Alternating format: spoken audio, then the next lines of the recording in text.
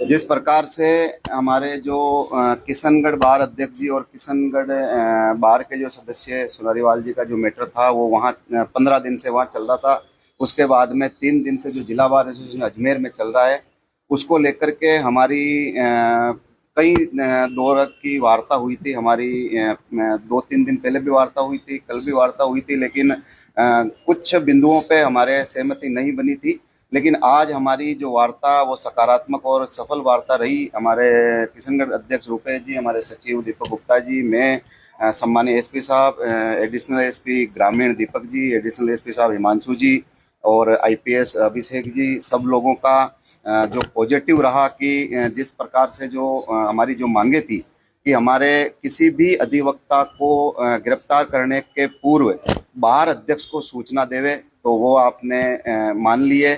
उसके बाद में हमने कहा कि सुनारीवाल जी के जो प्रकरण को वो उच्च अधिकारी एसआईटी गठित करके और उसमें अगर कोई भी सीआई की या किसी भी कार्मिक की अगर गलती रही है तो उनके खिलाफ भी कार्रवाई करे। तीसरा, उनको सीआई साहब को थाने से हटाया जाए तो उनको लाइन में भेजा है। और चौथा, जो वाटर कैनन की हुई तो उसमें जो दोषी कार्मिकों की जांच करके उनके खिलाफ कार्रवाई की जाए, तो उनका भी कहा कि उनके खिलाफ भी कार्रवाई की जाएगी। इस प्रकार हमारी सभी मांगे मान ली गई है और हम पुलिस और अधिवक्ता और न्यायपालिका ये सब आपस में पारस्परिक अच्छे संबंध होने चाहिए। आम जनता परेशान नहीं होनी चाहिए, पक्षकार परेशान नहीं होना चाहिए। हम भी कभी जनता को और पक्षकारों को परेशान नहीं करना चाहते हैं और पुलिस और अधिवक्ताओं में टकराव नहीं होना चाहिए। हम आपस में आपसी हमारे संबंध अच्छे रहने चाहिए। इस प्रकार वार्ता सफल रही। अब मैं जो धरना स्थल पर हम किशनगढ़ बार अध्यक्ष जी, सचिव साहब और मैं धरना स्थल पर जाकर के और सबको अवगत करा के और फिर हमारे इस आंदोलन को और इस को स्थगित करेंगे और अब हम आज के बाद में काम पे लौट जाएंगे। कार्य का इस प्रकार का अच्छी वार्ता रही और आप लोगों को भी बहुत धन्यवाद कि आप लोगों ने भी पॉजिटिव चीज़ों को कहा, नकारात्मकता आपने नहीं दिखाई। और कई बार हम आपस में नहीं चाहते हुए भी छोटा मोटा अनावश्यक टकराव हो जाता है। आम जनता को अगर कोई इस प्रकार कोई परेशानी हुई है तो आम जनता को भी मैं कहता हूं कि आपका आशीर्वाद बना रहे। हमारा कोई मकसद अनावश्यक किसी पक्षकार को, जनता को परेशान करने का नहीं रहा। अशोक सिंह रावत, बार अध्यक्ष अजमेर। तो थोड़ा पीछे आ जाओ। अजमेर बार अध्यक्ष अशोक रावत जी आए और सचिव दीपक मित्तल जी भी आए हैं। रुपेश जी जो किशनगढ़ बार अध्यक्ष ये भी आए हैं और इनके साथ इनका प्रतिनिधिमंडल भी आया। ये बातचीत की गई एसपी साहब के साथ में। जो इनकी मांगे थी उनको सुना गया। तो इनकी जो प्रमुख मांगे थी उन पर चर्चा हुई है।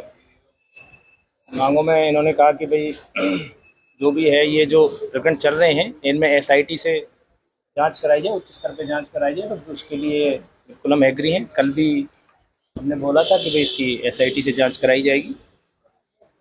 इसमें कोई भी यदि लापरवाही किसी भी स्तर पर रही है किसी भी कार्मिक की तो उसकी भी एक जांच कराई जाएगी। उसको भी जांच करा के और यदि कोई दोषी पाया जाता है तो उसके खिलाफ भी कार्रवाई की जाएगी।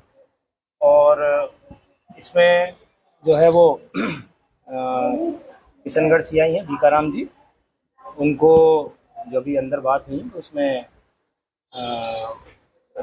लाइन भेजने का अब इनको बातचीत हुई है तो उनको फिलहाल लाइन भेजा जाएगा।